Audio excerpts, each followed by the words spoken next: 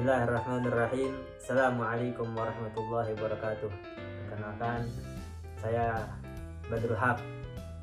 Di dalam video ini saya akan nerangin karya ilmiah, tentang karya ilmiah. Sebelum kita lanjut ke video selanjutnya, jangan lupa guys, subscribe, like, and comment. Oke? Jangan lupa tuh. Check it out.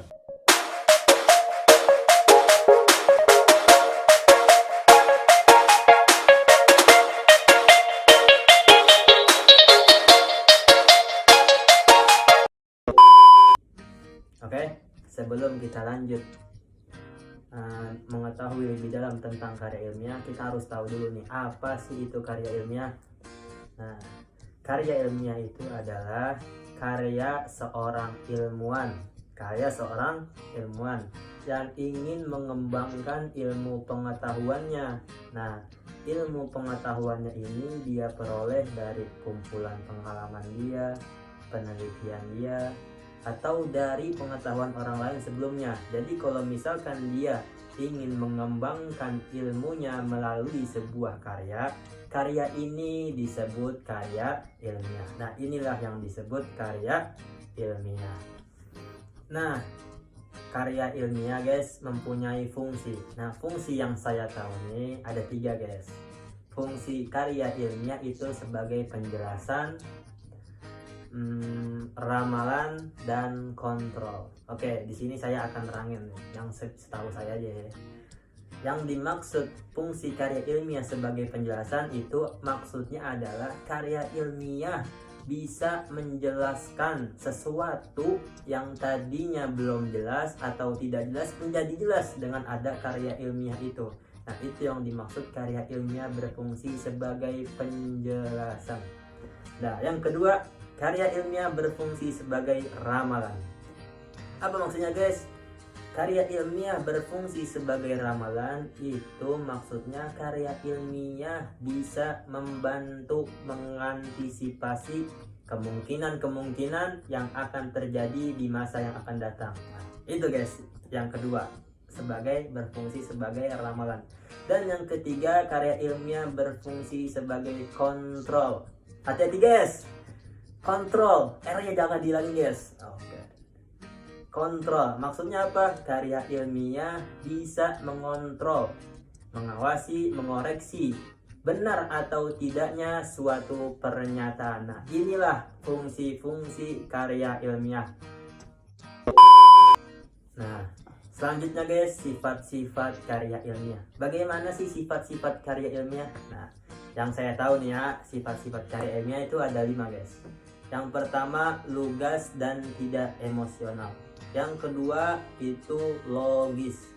Yang ketiga, efektif. Yang keempat, efisien. Dan yang kelima, karya ilmiah sifatnya itu ditulis dengan bahasa Indonesia yang baku. Nah, di sini juga saya akan nerangin guys yang bisa saya guys. Yang pertama, sifat karya ilmiah itu bersifat lugas dan tidak emosional. Maksudnya apa guys?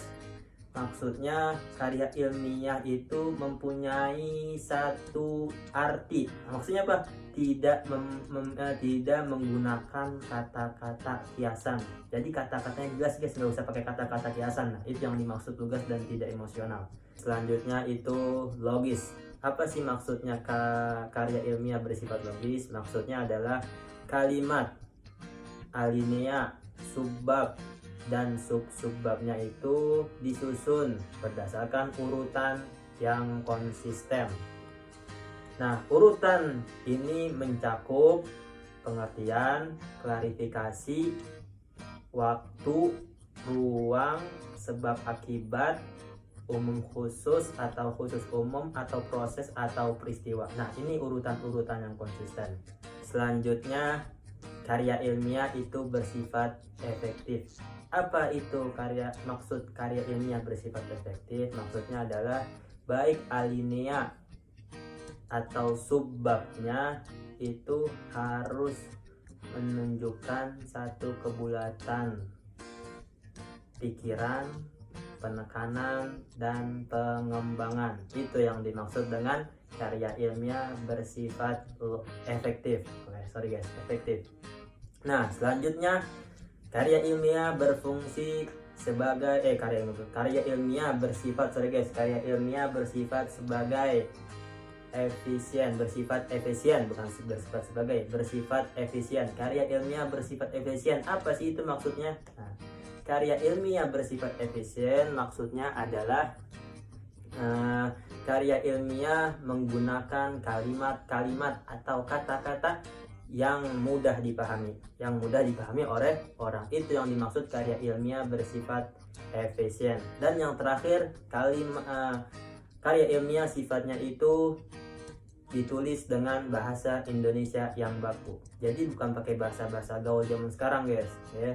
Harus ditulis dengan bahasa Indonesia yang baku. Itulah fungsi sifat-sifat karya ilmiah.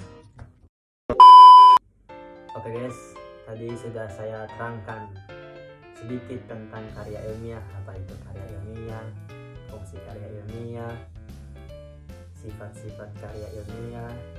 Nah, itu mungkin sedikit yang bisa saya sampaikan, dan mungkin itu langkah-langkah awal jika kita ingin atau mencoba menulis karya ilmiah, guys.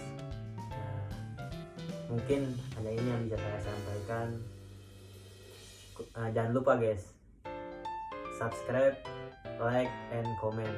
Oke? Kurang lebihnya mohon maaf. Assalamualaikum warahmatullahi wabarakatuh.